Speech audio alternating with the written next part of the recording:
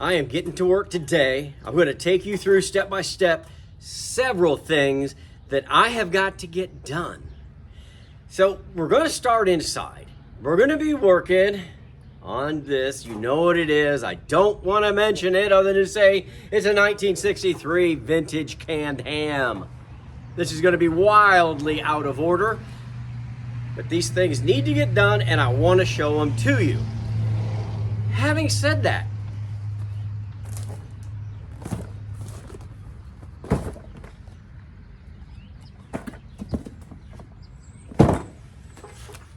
we're going to unbox and use these items. So that kind of well, I don't know, you probably couldn't even see what's in there. I know what's in there, but once you see me working on this, you're going to see what we're doing.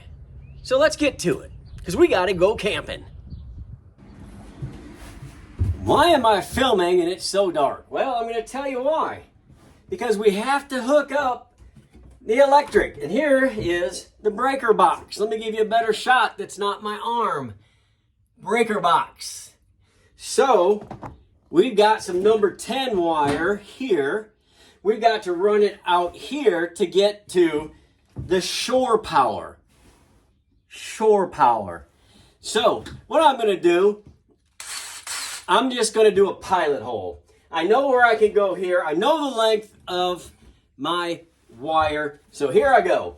I'm going to go right about here.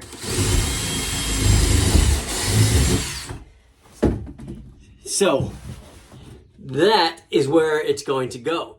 But as you know, we have got to put a big hole in the side.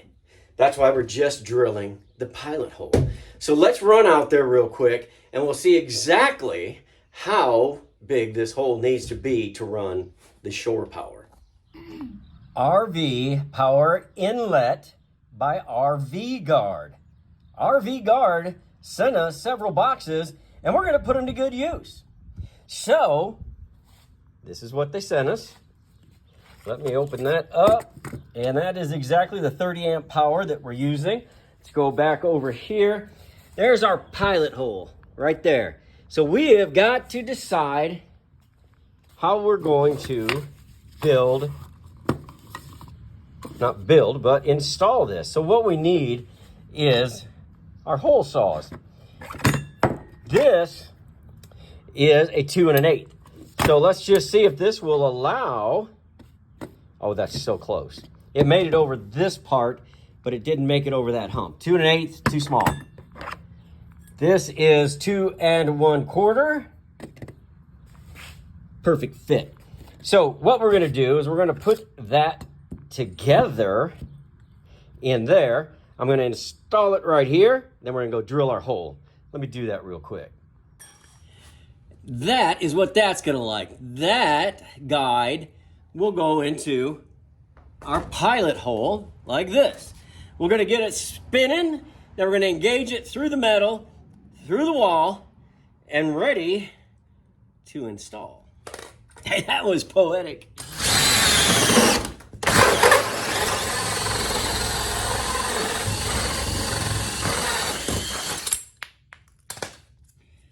Very smooth, very smooth. So this will go in here just like that. Perfect fit. So what I'm going to do now is I'm going to run inside, I'm going to push the wire out, and then we'll hook this up and I'll show you step by step how I'm going to do that. Our number 10 wire is out and they correspond. The white wire goes into the white inlet, the black wire, which is the power, goes in there, and green, even though we don't have a green wire, is for the ground. And it just on the side right there. So we're going to try to actually put all 3 of them in at once and then tighten them. We'll see if that works. I hope so.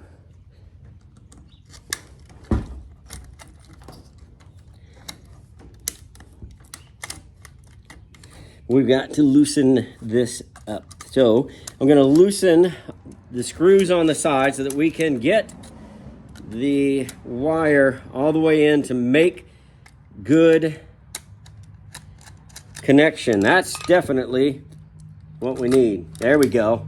Now we're cooking.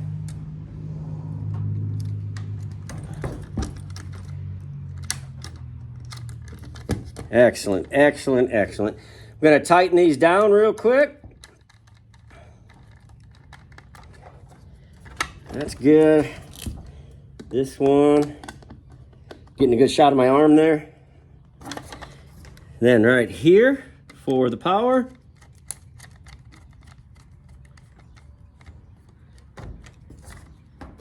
All right, and we are on there tight. Now, all I have to do is get some screws. Now right here, this has foam on the back. So we don't need to butyl tape this. This comes with its own waterproofing, goes right up against here, waterproof. I'm just gonna go get a couple of 1-inch screws. I'm gonna screw that in, and then we'll see what we're doing. 1-inch screw. Now, one thing that you're going to want to be careful when you are doing this, we're not trying to break this plastic. Don't romp down on it. You want to watch and see when this starts to squish in there to make a good seal. There it is. It could go a little more. This side could go a little more. But we don't want to break it. Now, to keep this waterproof, boom, we just shut that. We're good going down the road. And anytime we need to use it, our 30 amp in. Speaking of using it, watch this. Shore power is hooked up through the RV guard, RV inlet, power inlet. Let's see if it works. Kick these breakers. Hey, like here, like there, like there. Like there. AC turns on and I can hear the compressor running on the refrigerator. Link will be in the description. Let's move on to our next installation. City Water in. Can I tell you what I don't like sometimes about City Water in? Look at this. Put this hose on here, as it should. This hose is also provided to us by RV Guard. 25-foot hose, 5/8 inch marine RV water hose. Great hose. Water pressure 150 PSI. It's a good hose. I like it. Here's what I don't like. Look how that's just, over time, that's just gonna come down here. It's gonna kink off. And when you need water the most, you're not going to have it. It's not the hose's fault. This one's probably even better than your average hose because it does have protection right here. Let me take this off here and show you what I'm talking about. That's better than most. I'll say that. But what's even better than that? Elbow. Right there. So if I put this, woo, let's put that in here. They came with the Teflon tape, little plumber's tape. So I'm going to use that. And what I want to do is I want to keep it so that it is pointing down and tighten it up the best and most that I can. And that's it. That's on there. Let's get that piece out of the way. Okay, let's get a close-up right here. How do you like that? That's pretty close. I'm going to get you down here even better. Now, what about our hose from RV Guard? This combo right here from RV Guard is dynamite. So now all I have to do is tighten. Whoa, I got to get that started right first. There we go. There we go. And then as I tighten this one down right here, because it has a seal on the inside right here for that hose. Now I can feel it tightening up on that seal. Now look at that angle. There is not going to be an issue on this 45. Whatsoever is there going to be an issue. So you're going to get your elbow from RV Guard. Then you're going to get your hose from RV Guard. which has the double protection of this area that would probably fail first. It's not going to fail first on this hose. So 45 directly down to your hose. You got 25 foot of this hose right here. 25 foot. I hope you don't need more than that because they have more. I'll put the link to both of these in the description. So I think this is really going to be a saver. It's going to make your hoses last a lot longer. And the RV guard hose right here, this little supplemental piece here, is going to make it last even longer than it would adding this little guy right here. All right, let's move along. We got places to go, things to see. We got to get camping. We got one more idea, great idea from RV Guard. Let's check it out. If I'm going to be honest with you, on this deal, I don't always do the best job of leveling up the camper. I get it close, and sometimes close isn't good enough, or you need better than close. RV Guard, look at that. This is their leveling kit. Look inside here. I had to look this over twice. This is ingenious. It'll get you from as low as this, that's about an inch, up to, look at that. Or what about that? That's a lot of difference. And you've got enough for both sides. Now, even better than that, when you're trying to back in, what if you got a slippery surface like I have today? They send you this mat, little non-slip, anti-slip mat.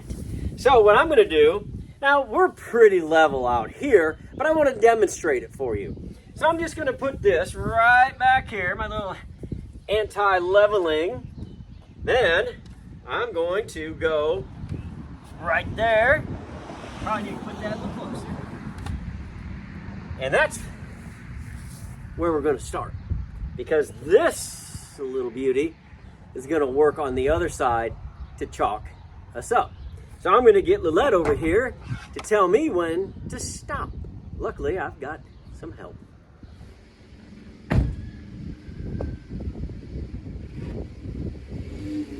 Okay, stop.